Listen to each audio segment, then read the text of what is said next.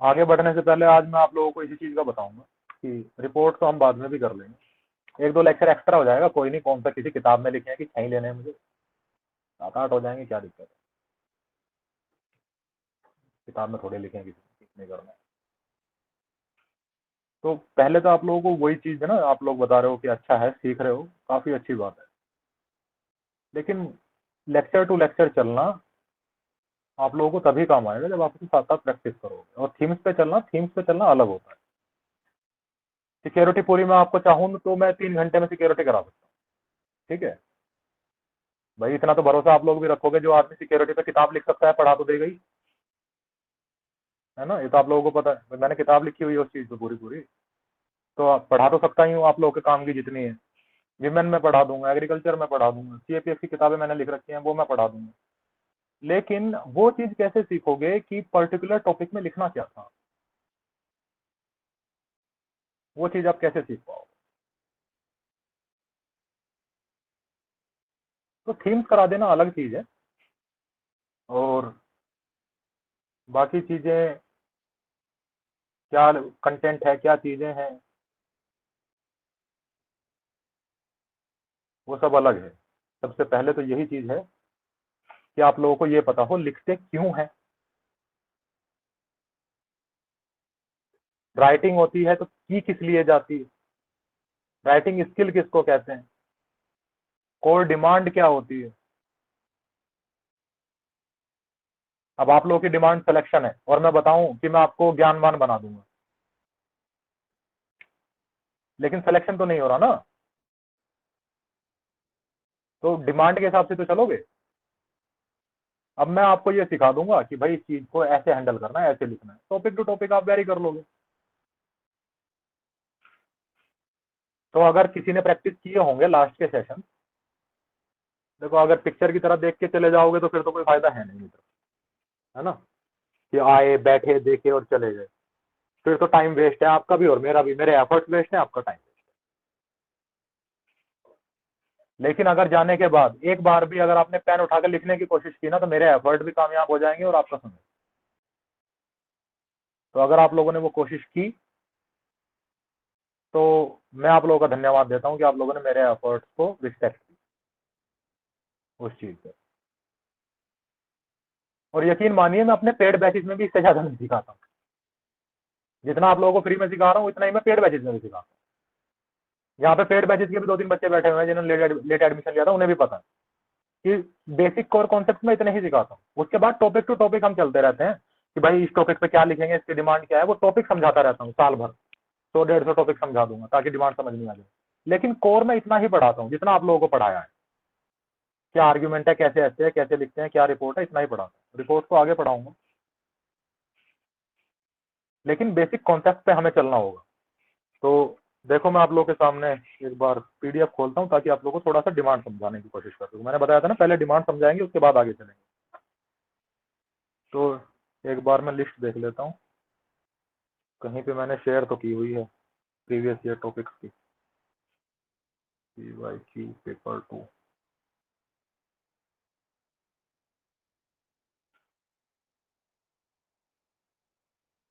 Grammar है paper 2 topics की है,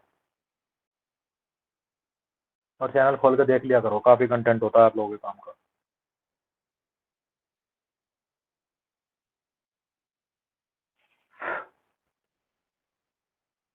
देखो फाइल खुल गई, शेयर करता हूँ मैं स्क्रीन।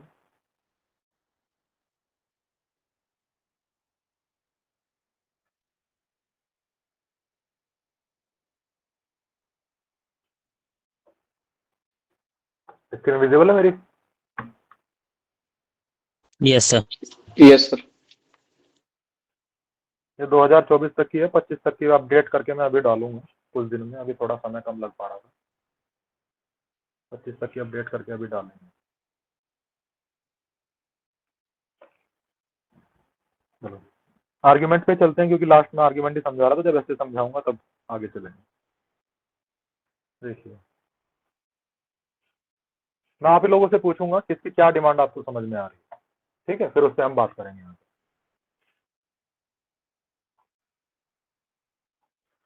चलो एक यहाँ पे लेते हैं, काफी इजी लेते हैं पहले, ये नंबर 19, ठीक है, क्योंकि किसी ने शायद शेयर भी की थी ये लिख करके, मैंने देखी थी उसकी, अच्छा एफर्ट था। हाँ जी, video game sharpens the mind. चलिए, आप लोगों में से जो लोग डिमांड समझे हैं या फिर बताना चाहते हैं, रेज योर हैंड। और एक बात ध्यान से सुनो, गिव योर एफर्ट, ठीक है, कोई गलत बताने से छोटा नहीं हो जाता। देखो, पूछने वाला और बताने वाला थोड़ी देर के लिए बेवकूफ रहता है, लेकिन जो पूछता नहीं, बोलता नहीं, वो लाइफ टाइम के लिए बेवकूफ रह जाता है। तो पूछो, बताओ, अपना डाउट तुरंत क्लियर करो और समझदार बन जाओ, पूरी जिंदगी बेवकूफ बने रहने से बेहतर होता है। तो बोला करो, कीबोर्ड वॉरियर मत बना करो कि यहाँ पे इमोटिकॉन्स देने लगोगे, मैसेज लिखने लगोगे। माइक खोलो, बोलो, क्योंकि अगर पेपर पास कर लोगे तो दोस्त उसके बाद तो इंटरव्यू देना ही है ना। तो ये आपकी जो बिल्कुल ही बंद रहने वाली पर्सनैलिटी है, एकांत में रहने वाली पर्सनैलिटी है, ये लीडर नहीं बनती। लीडर बनती है वो पर्सनैलिटी जो आगे बढ़ करके दूसरों को भी लीड कर सके। आप खुद ही आगे नहीं बढ़ते हो, दूसरों को कहां से लीड करो। एसएसबी में भी तो आउट हो रहे हो ना। ये सारी क्वालिटीज इनकलकेट करो खुद में, रिकमेंड भी हो जाओगे, ठीक है। तो इंट्रोवर्ट नहीं होना है बिल्कुल, और एक्सट्रोवर्ट भी नहीं होना है कि वो मेट्रो में नाचना शुरू कर दो। ठीक रहो, लीडर बनो। चलिए, तो रेज योर हैंड जो मुझे इसकी डिमांड बताने की थोड़ी सी कोशिश करे कि भाई video game sharpens the mind का मतलब क्या होता है। उसी से बात करेंगे फिर। चलिए, 3-4 लोगों ने हाथ उठाए, बात करते हैं। The first one is Vikram Tomar. हाँ जी साहब, बताइए। सर, इस टॉपिक की डिमांड ये है कि मतलब वीडियो गेम्स कैसे माइंड पे इम्पैक्ट कर रहे हैं, कैसे उसको शार्प या पॉजिटिव इम्पैक्ट डाल रहे हैं या नेगेटिव उस पर आर्ग्यूमेंट्स प्रोवाइड करने हैं। ठीक है, चलिए, विजय साहब बताइए।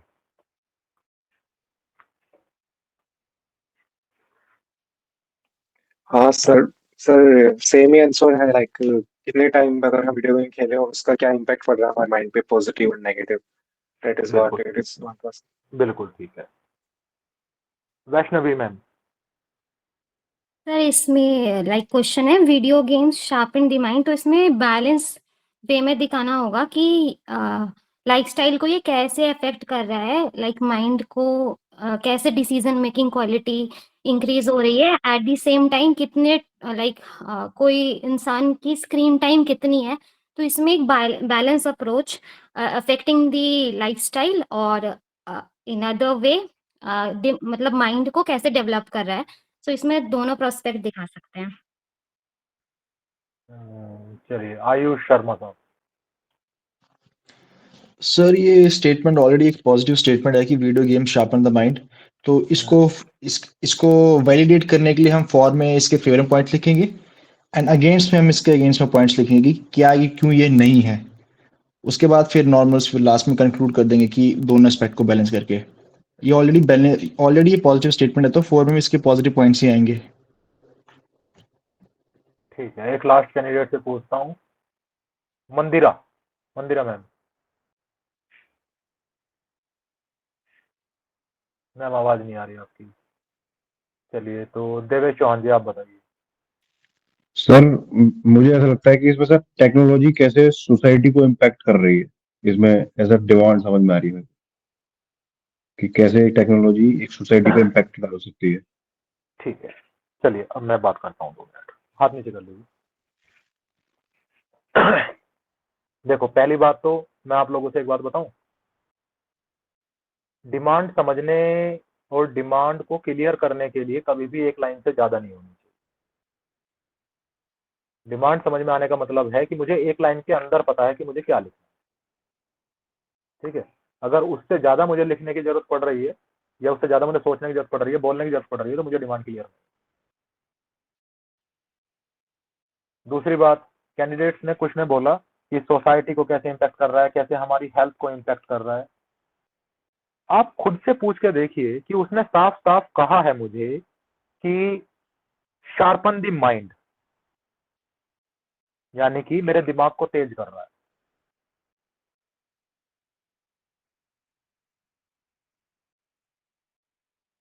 तो क्या मुझे किसी और हेल्थ की या किसी और सोसाइटी की सही में कुछ चीजें लिखनी चाहिए इसमें? क्या मुझे ये लिखना चाहिए कि 8 घंटे बैठने से मेरी स्पाइन दर्द कर रही है? क्यों? क्योंकि स्पेसिफिकली कहा है उसने कि दिमाग को तेज कर रही है, सिर्फ दिमाग के पॉइंट ले जाओ मेरे पास, कि खेलने से मेरी आंखें नहीं दुख रही, वो अलग चीज है। क्यों?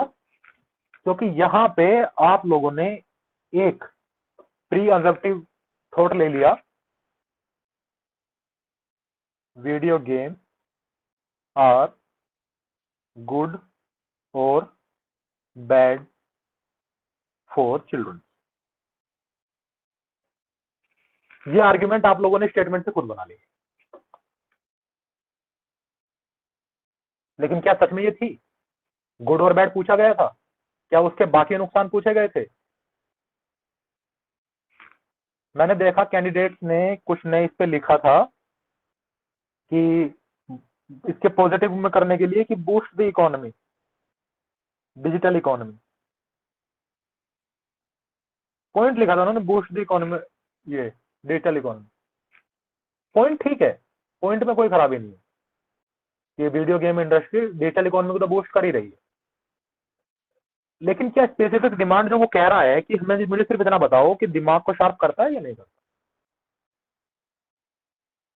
क्या उस डिमांड पे हिट करती है ये पॉइंट? आप लोगों के सोसाइटी के पॉइंट, आप लोगों के ये इकोनॉमी के पॉइंट्स, आप लोगों के अदर हेल्थ के पॉइंट, क्या ये डिमांड पे शूट करते हैं?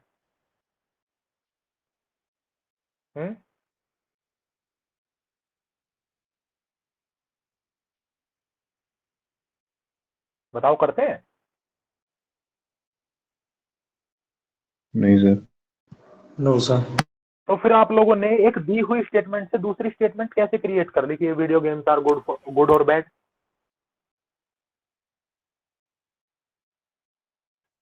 इसीलिए मैं कहता हूं, जो आप लोग सीखते हो ना कीवर्ड पे कि वीडियो गेम देखा, अब गुड और बैड बताएंगे, क्यों? पहले डिमांड को देखो ना, स्पेसिफिक वर्ड दिया है मेरे भाई, उन्होंने डायरेक्टिव दिया है कि क्या पूछना चाह रहे हैं, है ना? तो आप लोगों को ये चीजें क्लियर होनी चाहिए। चलो कोई बात नहीं, ये वाला नहीं कर पाए, दूसरा देखते हैं कोई इजी इजी देखेंगे। हार्ड में फिर बोलोगे कि दूसरे दिन करा रहे हैं, इजी इजी देखेंगे।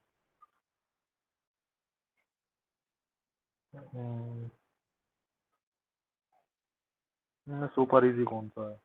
नेक्स्ट पे है? नहीं, इसी में है, 2024 तक की है, इसी में है। चलो ये वाला देख लेते हैं, काफी इजी है ये। House work is unpaid labour. ठीक है, हमें साबित करना है, 5 पॉइंट देने हैं, यस इट्स अनपेड लेबर, और 5 पॉइंट देने हैं, नो इट्स नॉट।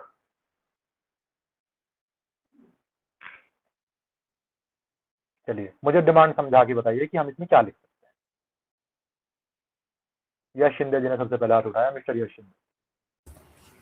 सर इसमें ऐसा लिखना पड़ेगा, मतलब पॉइंट्स ऐसे होंगे जिसमें पॉजिटिव में पता चलेगा कि अनपेड लेवल है, जैसे सपोज कि उसको अपन इकोनॉमी में काउंट नहीं करते हैं, और जो नेगेटिव में आएंगे कि अनपेड लेवल है, मतलब उसको काउंट करते हैं वो हिसाब से।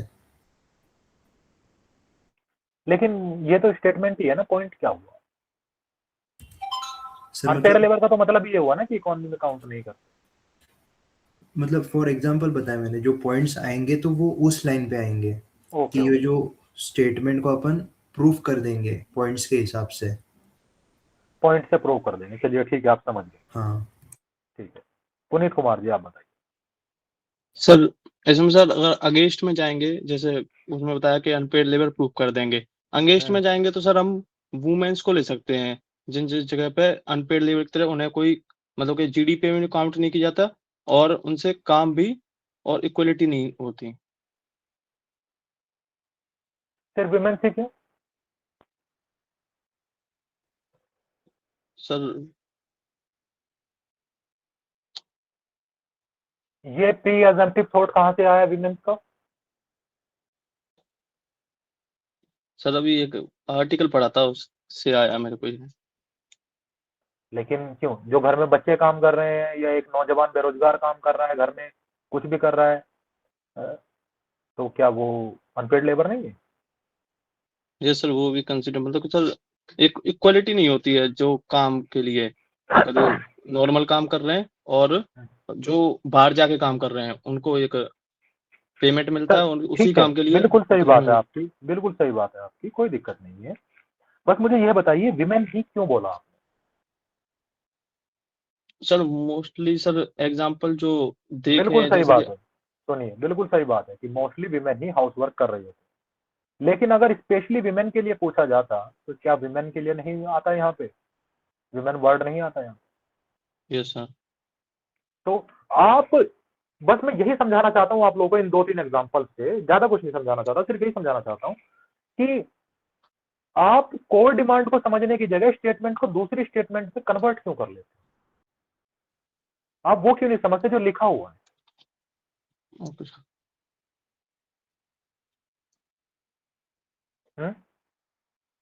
सोचने वाली बात है ना कि हम कहीं और ही शिफ्ट कर जाते हैं, क्यों भाई?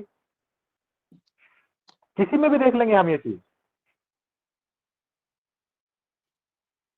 और हमें इतने लॉजिकल पॉइंट देने होते हैं, इतने लॉजिकल पॉइंट देने होते हैं कि वो लॉजिकल पॉइंट हम किसी अखबार से, किसी मैगजीन से या किसी के सिखाने पर सीख ही नहीं सकते। आप लोगों को क्या लगता है कि मैं अगर आप लोगों को 1 साल 1.5 साल भी पढ़ाऊं तो क्या गारंटी होगी कि जो आर्ग्यूमेंट वहां पे आएगी वो हम कर चुके होंगे? ऑल्दो मैं ये पूरी ट्राई करता हूं कि मेरे टॉपिक्स मैच कर जाएं, 8 साल से लगातार 10 on 10 करते भी हैं, 8-9 साल से, लेकिन क्या मैं ये गारंटी दे सकता हूं? मैं तो नहीं दे सकता हूं। मैं तो अब की बार नहीं कहता, हो सकता है मैं कितना भी अच्छा पढ़ा लूं और एक भी टॉपिक ना आए मेरा, भाई गारंटी थोड़ी दे दूंगा मैं इस चीज की, मैं यूपीएससी में थोड़े बैठा हूं। तो हमें ये चीज हम किसी अखबार से सीख सकते हैं, किसी चीज से सीख सकते नहीं, ये हमारे अपने लॉजिक होंगे कि भाई हाँ वो अनपेड लेबर है, मुझे ऐसा क्यों लगता है, मैं 5 चीजें बताऊंगा मुझे ऐसा क्यों लगता है कि वो अनपेड लेबर है। जैसे मैं बताता हूँ कि नो मनी रोटेशन, ठीक है, no money rotation. Paid labour क्या होती है? मनी रोटेट करती है, मनी जो आप लोगों की करेंसी होती है वो एक दूसरे पे जाती है, दूसरे तीसरे पे जाती है और वो फ्लो करती है, ठीक है। But in the house hold work हम तो किसी को पैसे नहीं दे रहे, है ना, तो मनी तो रोटेट नहीं कर रही। ऑन दी अदर हैंड कि नहीं ये अनपेड लेबर नहीं है, हम कहेंगे क्या? Money is not only mode of payment. अरे भाई हमारे घर में कोई रह रहा है, हम उसे सर्विसेज प्रोवाइड कर रहे हैं, है ना, हम उसे फूड प्रोवाइड कर रहे हैं, तो कैसे वो अनपेड? हम उसके लिए तो खरीद के ला रहे हैं सामान। भाई कोई हमारा काम कर रहा है तो हम उसके लिए सामान खरीद के ला रहे हैं, अब वो चाहे खुद से खरीदे या हम उसके लिए खरीद लें।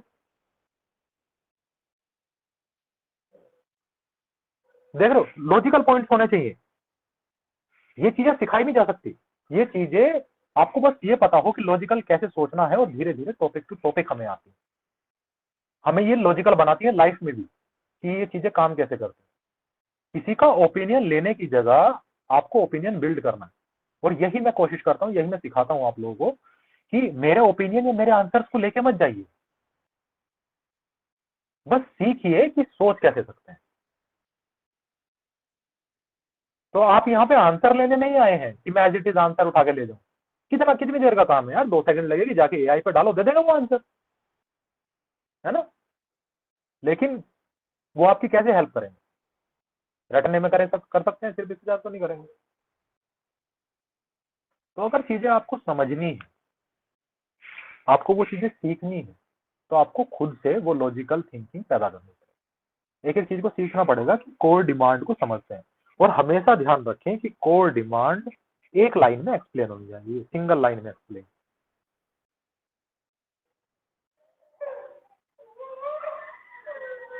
सिंगल लाइन में एक्सप्लेनेशन होनी चाहिए कि कोर डिमांड हमसे पूछना क्या चाहता है।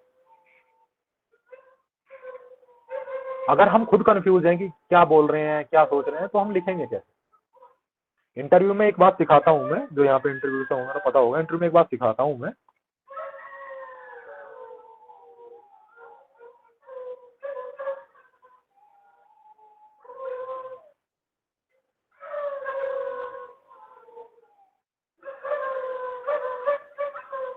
Clear thought from the clear throat.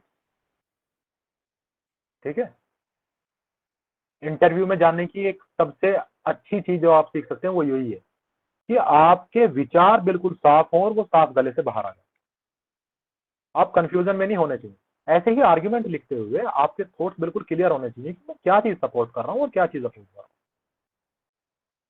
मैं डायरेक्ट कीवर्ड को सपोर्ट या अपोज नहीं कर रहा हूँ।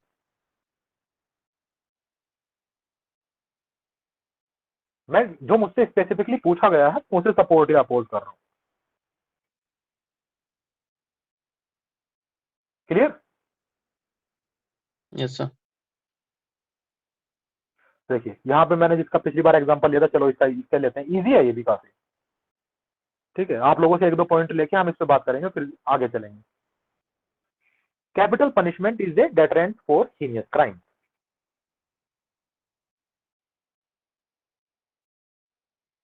जिसे मतलब समझ में नहीं आया, डेटरेंट होता है अवरोध। अवरोध मतलब अड़ंगा या एक गति को धीमा करने वाला। ठीक है, अवरोध। ये कहना चाहता है कि कैपिटल पनिशमेंट यानी कि मौत की सजा, हीनियस क्राइम यानी कि ऐसे क्राइम जिनको देखने सुनने में भी घिन आए, इतने भयंकर, ऐसे क्राइम्स को के रास्ते में अवरोध होता है, यानी कम करता है। ठीक है, चलिए अब इस पे बात करते हैं 2 second. Raise your hand for the supporting point. Yes, for the supporting point you have 10 second, आराम से करिए। चलिए 3-4 लोगों ने हाथ उठाए, बात करते हैं। विजय साहब बताइए। Sir, it will create fear among the criminals. It will create fear. Yes, sir. Okay, चलिए मैं मान लेता हूँ क्रिएट फियर। कैसे, बताइए।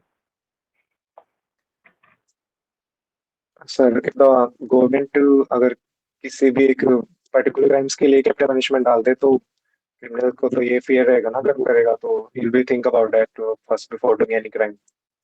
अगर इसके डायरेक्ट कैपिटल पनिशमेंट मिलेगी। लेकिन ये भी तो हो सकता है कि अगर मैंने कोई क्राइम किया है जिसकी सजा मौत की सजा है तो मैं गवाह को ही मार दूं ताकि मुझे वो सजा ना मिले, तो इससे और क्राइम बढ़ा दूं, मर्डर रेट बढ़ा दूं।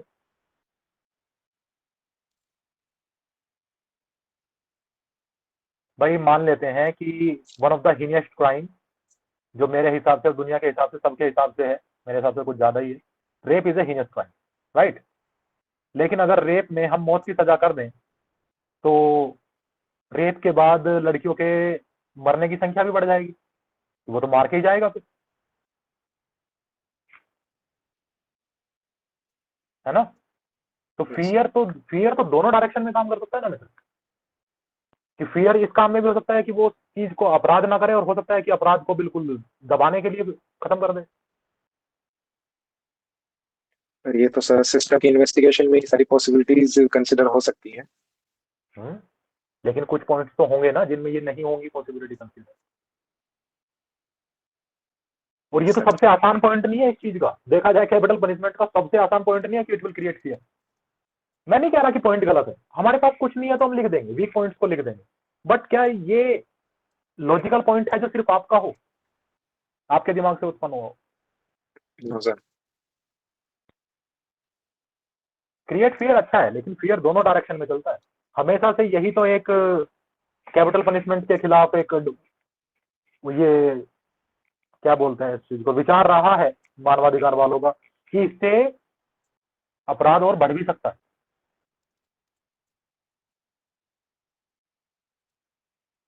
चलिए विक्रम कुमार जी बताइए, एक पॉइंट दीजिए 4 में कि how it will work as an deterrent. Sir, it is a threat to life for criminal, and also to them, whoever will be related to criminal, their life will be also like hell, because they are living in society, and uh, and they will be tortured. Hindi में बोल लो। Sir मतलब capital punishment एक deterrent है वो heinous crime के लिए। सभी को सर अपना वो जो जीवन रहता है प्यारा रहता है, तो एक होता है कि भाई मेरा जीवन चला जाएगा, इसके लिए वो इससे बचे। और वे लोग मतलब सर ऐसा भी है कि जो वो क्रिमिनल से जितने भी रिलेटेड होते हैं उनका भी जीवन इफेक्ट होता है। तो एक ये सर। चलिए ठीक। तो कुल मिलाकर के आप लोगों के दिमाग में फियर से अगला पॉइंट है नहीं, है ना, कि भाई सब किसी को अपनी जान प्यारी है और किसी को डर लगेगा कुछ करने से। फियर के अलावा कुछ बहुत ज्यादा थॉट है नहीं दिमाग। चलिए एक पॉइंट अगर मैं दूं, विल स्टॉप रिपीटिव क्राइम।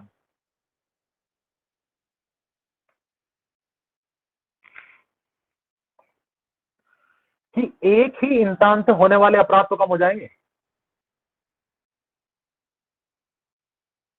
भाई अगर कोई अपराध करके आया हीनियस क्राइम और उसे 4-5 साल की 10 साल की सजा दे दी, बीच में पैरोल पे बाहर गया या कूद के भाग गया या सजा पूरी होने के बाद छूटा और छूटते ही फिर क्राइम कर दिया, so in the case of capital punishment ये पॉसिबिलिटी तो जीरो कि अब वो रिपीट क्राइम तो नहीं करेगा, क्योंकि उसे कैपिटल पनिशमेंट दे दी गई, उसे मृत्युदंड दे दिया गया। तो अब वो ना कूद के बाहर आ सकता है, ना पैरोल पे बाहर आ सकता है और ना ही सजा पूरी करने के बाद कुछ कर सकता है। लॉजिकल है पॉइंट कि अब वो रिपीटेड क्राइम तो कम होगा कम से कम।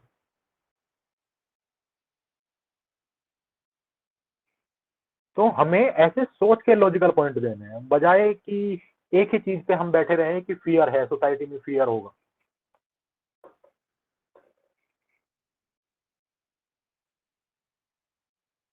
अर्पणा जी बताइए, एक पॉइंट और दीजिए, फिर हम इसके अगेंस्ट पे चल के समझाएंगे।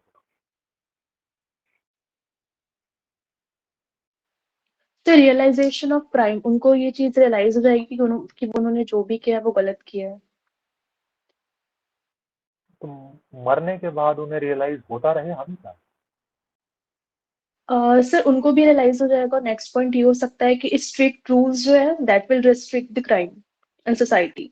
स्ट्रॉन्ग मैसेज जाएगा बाकी क्रिमिनल्स के पास कि नहीं भाई हमको ये मतलब ऐसी चीजें नहीं करनी है। तो घूम फिर के वही फियर,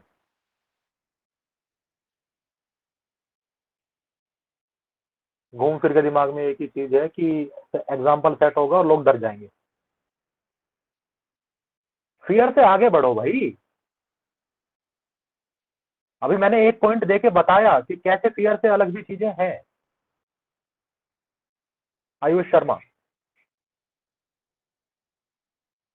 सर 2 पॉइंट है मेरे पास। एक है कि जो विक्टिम फैमिलीज होती है उनको ऑफन एक क्लोजर मिल जाता है इससे। एंड सर ठीक है, बिल्कुल रुक जाइए यहाँ पे। उन्हें क्लोजर मिल जाता है, उन्हें संतुष्टि मिल जाती है, उन्हें अच्छा फील होता है, सोसाइटी का जस्टिस पे यकीन बढ़ जाता है। बहुत बढ़िया। हीनियस क्राइम से क्या लेना देना कि अवरोध होगा? Yes sir. ये अवरोध कैसे हो गया कि उन्हें संतुष्टि मिल गई, उन्हें न्याय मिल गया, इससे अवरोध कैसे हुआ कि दूसरा क्राइम नहीं होगा? सर चांसेस तो वो फिर अगेंस्ट में नहीं आ जाएगा अगर इसके हम कुछ अगेंस्ट में लिखना हो। कैसे मतलब? जैसे ये वाला क्लोजर टू फैमिली अगर एग्जीक्यूशन दे दें तो क्लोजर मिल जाता है फैमिली को। सर मैं समझा नहीं, आप पूछ कह रहे हैं, मैं समझ नहीं पाया। आप कह रहे हैं कि इससे फैमिली को क्लोजर मिल जाएगा, फैमिली को न्याय मिल जाएगा। ये सर एग्जीक्यूशन का एक सेटिस्फेक्शन मिल जाती है। बहुत बढ़िया, उन्हें सेटिस्फेक्शन भी मिल गया, उन्हें न्याय भी मिल गया। इससे क्राइम कैसे कम होगा? डेटरेंट कैसे होगा ये क्राइम का? कोई और क्राइम कैसे नहीं होगा?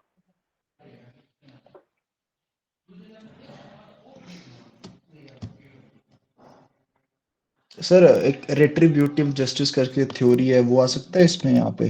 जैसे समझाइए मुझे।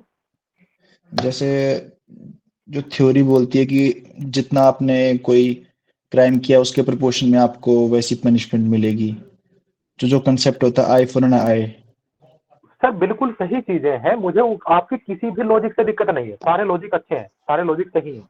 मुझे सिर्फ लॉजिक वो चाहिए जो ये कहे कि किसी को मार देने से, किसी को मौत की सजा देने से आगे हीनियस क्राइम्स में कमी आएगी।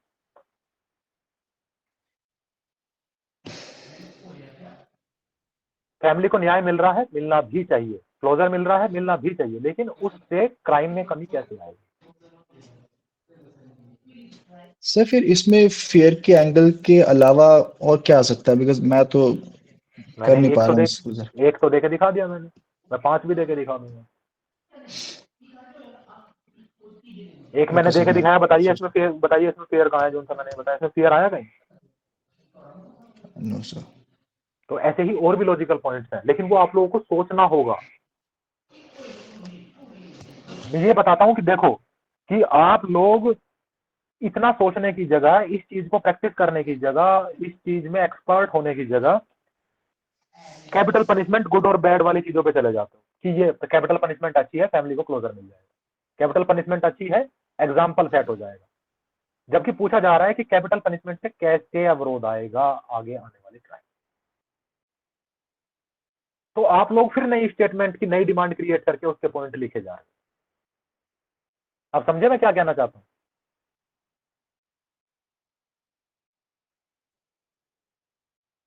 वैष्णवी पांडे। तो एक पॉइंट था जैसे कि जो हाई रिस्क इंडिविजुअल है, जिन्होंने बहुत ज़्यादा क्राइम कर रखा है, जिनसे डेंजर है सोसाइटी को, तो उनको पहले ही सज़ा मिल जाती है, डेथ पेनल्टी। तो उसके बाद ये रिड्यूस करती है क्राइम के रेट को। यही तो मैंने पॉइंट बताया कि रिपीटेटिव क्राइम कम हो जाता है, एक ही इंसान से बार बार होने वाला क्राइम कम हो जाता है। Yes sir.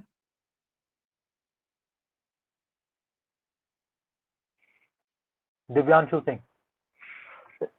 Sir Sorry. जो पनिशमेंट है सर, उसकी गंभीरता को बढ़ावा दिया जाए जिससे क्राइम ना हो, जो आने वाले जो क्राइम हो उसको रोका जा सके।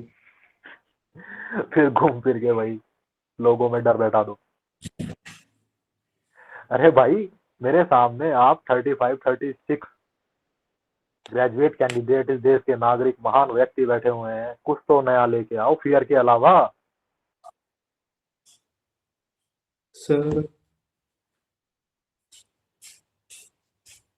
सर क्या ये हो सकता है it can break the chain of command, like if there is sudden gang और वो क्राइम कमिट कर रही है, अगर उसके लीडर को कैपिटल पनिशमेंट मिल जाए तो it can stop them also.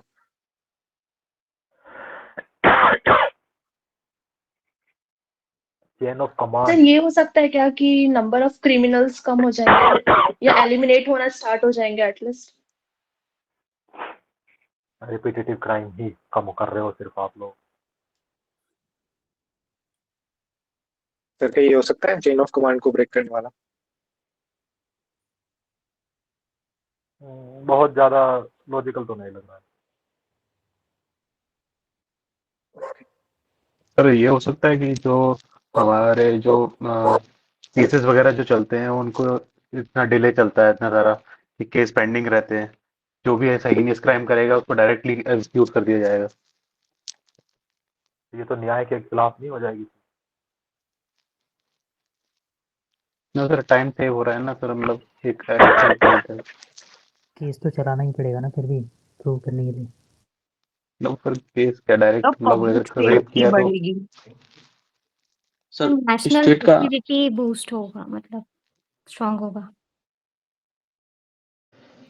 Sir एक मॉरल मैसेज आएगा कि क्राइम्स टॉलरेट नहीं होंगे, ये हो सकता है कि भी फेयर में आ जाएगा। चलो एक पॉइंट और देता हूँ।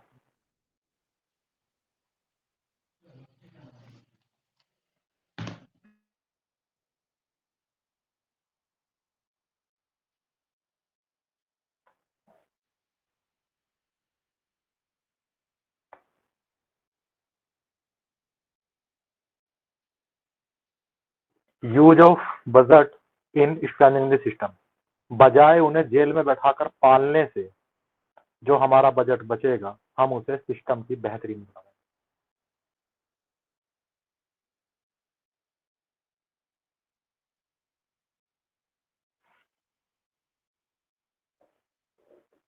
बहुत मुश्किल नहीं था ना, एकदम से माथे पे हाथ मार दिया तुमने।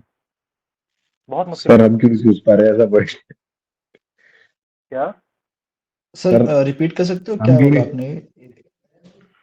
कि जो उनके लिए बजट एलोकेट हो रहा है जेल में रखने के लिए, उससे बेहतर है हम उस बजट को, उस पैसे को, सिस्टम को स्ट्रेंथन करने में काम करें।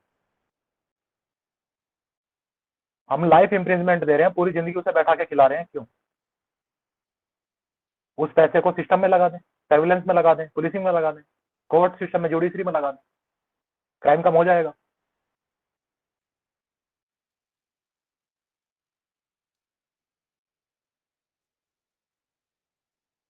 तो समझ रहे हो, मैं आप लोगों को ये नहीं कह रहा हूं कि आप लोगों को पॉइंट नहीं आ रहे हैं, मैं आप लोगों को कह रहा हूं आप लोगों ने कभी ऐसे आर्ग्यूमेंट को या ऐसे की डिमांड को समझने की कोशिश नहीं कि वो स्पेशली पूछना क्या चाहता है।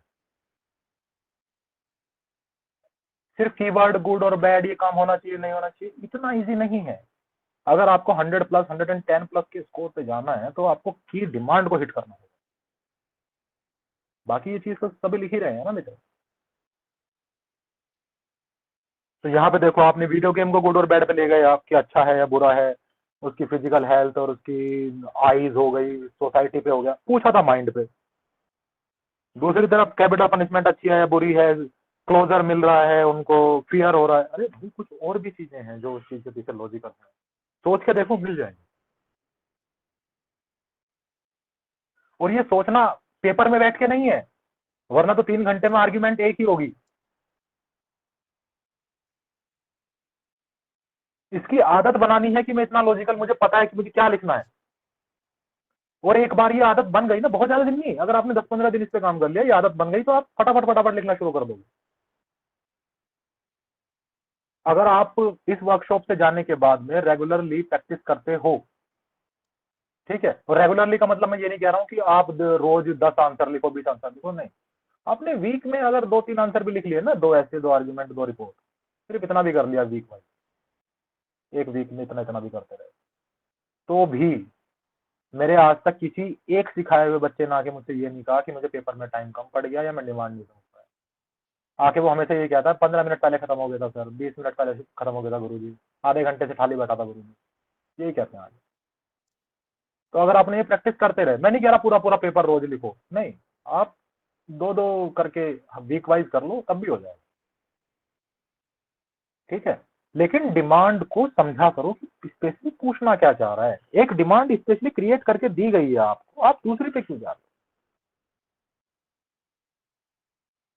इसीलिए मैं आप लोगों को सबसे आते पहले ही, जब आप लोग ये बता रहे थे कि हमें सीखने में अच्छा लगा, हम सीख पा रहे हैं जितना हम कहीं और आज तक नहीं सीख पाए उतना सीख पा रहे हैं, तो मैं आपको ये बताना चाह रहा था कि जो आप लोग वो सेशंस लेते हो, सिक्योरिटी, एग्रीकल्चर, ईटीसी, वो सब केवल कंटेंट के लिए है। वो कंटेंट के लिए बहुत अच्छा है, मैं मना नहीं कर रहा हूँ, बहुत अच्छा है वो कंटेंट के लिए। आप लोगों के नए डायरेक्शन आप लोगों को मिलती हैं, ठीक है, आप लोगों को सोचने के नए आयाम मिलते हैं कि हम इस डायरेक्शन में भी सोच सकते हैं।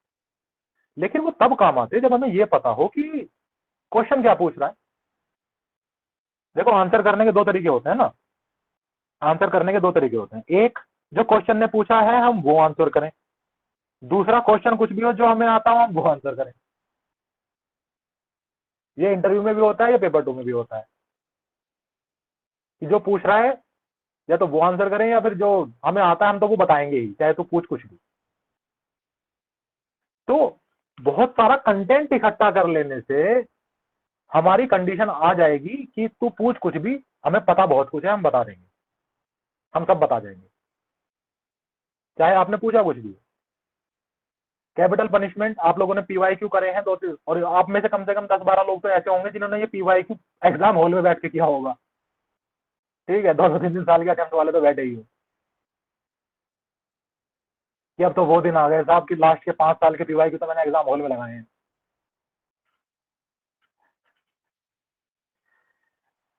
तो घर पे करने की मुझे जरूरत नहीं है। तो और इतना इजी टॉपिक है, आप लोग इसे तैयार करते जा रहे हो, लेकिन फिर भी आपको नहीं पता कि कैपिटल पनिशमेंट को पूछ क्या रहा था, वीडियो गेम्स में वो पूछ क्या रहा था। और सबसे इजी टॉपिक नहीं, अगर मैं हार्ड पे चला जाऊं, मैं आप लोगों को गारंटी देता हूं आप लोग इसमें 2-2 पॉइंट से एक्स्ट्रा नहीं दे पाओगे सारे मिला करके। Privacy is an elitist idea. जब इतनी कॉम्प्लिकेटेड डिमांड के साथ टॉपिक आ जाता है, जब video game sharpen the mind और capital punishment is a deterrent to heinous crime जैसे इजी टॉपिक सोचने में इतनी परेशानी कर सकते हैं, तो privacy is an elitist idea सोचने पे मजबूर कर सकता है। इसके ऊपर वाला देखो, power flows from the barrel of the gun. सोचो ये दोनों एक ही साल आ गए,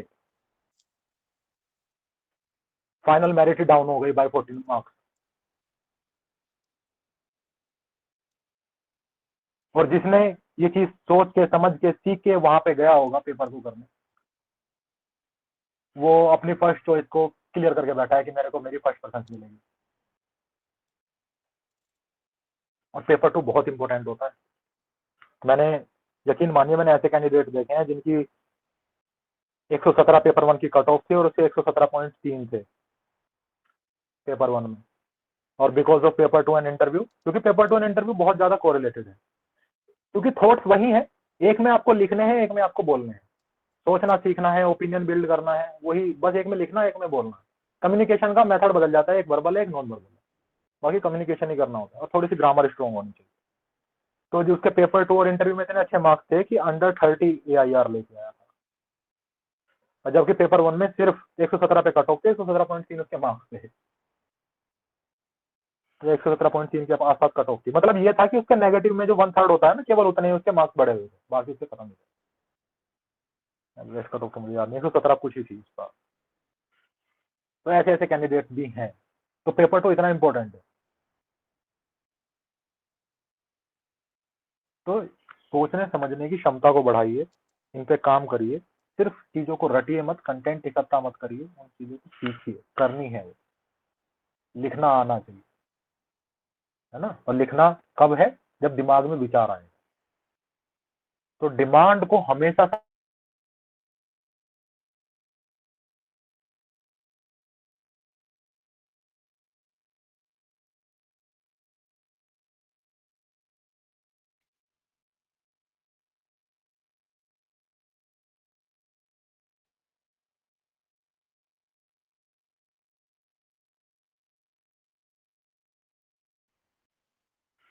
वाईफाई का कनेक्शन जाने से प्रॉब्लम हो जाती है। हाँ जी, तो मैं ये बता रहा था कि ये इतनी ज्यादा साइंटिफिक चीज भी नहीं है कि जिसके पीछे आप लोगों को ये सोचना पड़े ये कैसे होगा, ये कैसे होगा, मुझसे हो पाएगा नहीं हो पाएगा।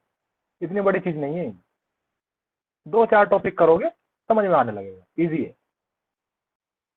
ठीक है, 2-4 टॉपिक करो, सही से पढ़ो, डिमांड करो, क्लियर हो जाएगा। ठीक है, चलिए। अब किसी को डाउट है? रिपोर्ट में अगले सेशन में करा दूंगा, कोई दिक्कत। अब किसी को डाउट है? चलिए, बहुत बढ़िया।